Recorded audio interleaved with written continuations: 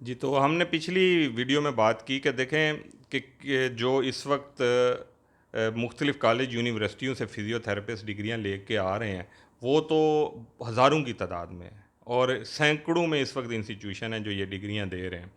अब उसमें प्रॉब्लम क्या चल रहा है? प्रॉब्लम ये है कि फ़िज़ियोथेरेपी कोई एक ऐसी डिग्री नहीं है जिसमें आप कॉलेज में बच्चों को भेजें, वो बुक्स पढ़ें, लेक्चर लें और इम्तिहान दें और वो आप कहें जी ये क्वालिफ़ाइड हैं। ये मेडिकल के दूसरे शोबों की तरह ही एक शोबा है जिसमें पेशेंट का कांटेक्ट, पेशेंट के साथ उनका एक्सपोज़र बहुत इम्पोर्टेंट चीज़ है। उसके बगैर जो है आप इनको ट्रेंड कर ही नहीं सकते और ट्रेंड कह ही नहीं सकते। अब प्रॉब्लम ये है कि मोस्टली जो कॉलेज यूनिवर्सिटीज़ जिनको ये अवार्डिंग अथॉरिटी दे दी गई कि वो ये डिग्री अवार्ड कर सकते हैं, उनके पास हॉस्पिटल उनके साथ है ही नहीं, फिजियोथेरेपी यूनिट है ही नहीं। अच्छा, अब उसका नतीजा ये निकल रहा है कि ये लोग जो वहाँ से निकल रहे हैं वो इन एक्सपोजर से बिल्कुल फारिग हैं। उन्हें नहीं पता कि जो है वो फालिज का मरीज़ क्या होता है और उसको कैसे डील करना है, सर्जरी का मरीज़ कैसे होता है उसको कैसे डील करना है। अच्छा, उसके बाद जॉइंट रिप्लेसमेंट का मरीज़ को कैसे डील करना है, जॉइंट पेन के पेशेंट को कैसे डील करना है। अच्छा, उसमें एचईसी ने अपनी तरफ से कोशिश की कि उन्होंने इंटर्नशिप का एक जो है ना उसमें कंपल्शन डाली कि जिसकी जो है ना 3 महीने की कम अज़ कम इंटर्नशिप नहीं होगी उसको डिग्री नहीं मिलेगी। अब उसको भी इन्होंने अपने तौर पे जो है वो एक शैडो क्रिएट करके कि हमने इंटर्नशिप वहाँ से करा दी, वहाँ से करा दी, उसको भी कवर अप करने की कोशिश की। देखें, इन ये फिजियोथेरेपी की इंटर्नशिप हॉस्पिटल के अलावा हो ही नहीं सकती। किसी एक प्राइवेट क्लिनिक के ऊपर जहाँ पे एक फिजियोथेरेपिस्ट जो एक्सरसाइजेज करा रहा है, वो पूरी फिजियोथेरेपी की डिग्री की जो रिक्वायरमेंट है, फालिज का मरीज़ कहाँ मिलेगा? फालिज का मरीज़ हॉस्पिटल में मिलेगा, सर्जरी का मरीज़ हॉस्पिटल में मिलेगा, आईसीयू का मरीज़ आईसीयू में मिलेगा।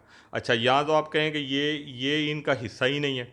अगर ये हिस्सा नहीं है तो फिर ये इनकम्प्लीट हैं। ये सिर्फ़ और सिर्फ़ जिसको आप कहें कि जो क्वैक्स हैं, जो क्वैक्री है फिज़ियोथेरेपी में, जिसको हम पुराने ज़माने में कहा करते थे कि ये मालिश करने वाले या जो है ना दबाने वाले लोग हैं, जो मालशी जिसको कहा जाएगा, तो वो डेवलप आप कर देंगे कि जो सिर्फ़ जो है ना लोगों को मसाजिंग की फैसिलिटी तो दे सकते हैं, लेकिन जो एक्चुअली फिजियोथेरेपी की सेंस है कि डिज़ीज़ प्रोसेस को वो इम्प्रूव करें और उसको रिहेबिलिटेशन में हेल्प करें, वो डेवलप नहीं हो सकता।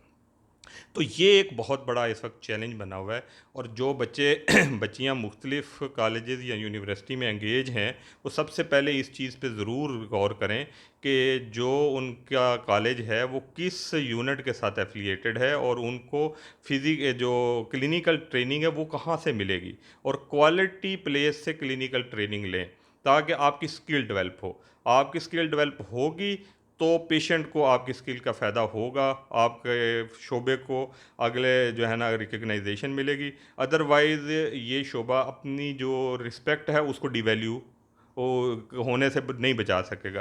तो इस एंगल के को सामने रख के इस वक्त जो है हमारे वो लोग जो इस प्रोफेशन में अपनी जो है ना फ्यूचर को प्लान कर रहे हैं वो ज़रूर सोचें और अपने एक्सपोजर को बढ़ाएं, पेशेंट की डीलिंग को बढ़ाएं।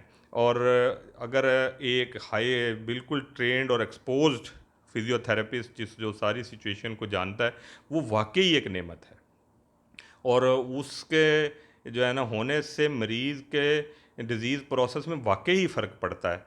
और मेरा अपना एक्सपीरियंस ये है कि पेन के प्रोसेस में तो शायद ये 50% से ज़्यादा अपना एक रोल रखते हैं, जो कि पेन और क्रॉनिक पेन में रिहेबिलिटेशन के फेज़ में इनके बगैर हम पेशेंट को कंप्लीट रिकवरी तक नहीं लेके जा सकते।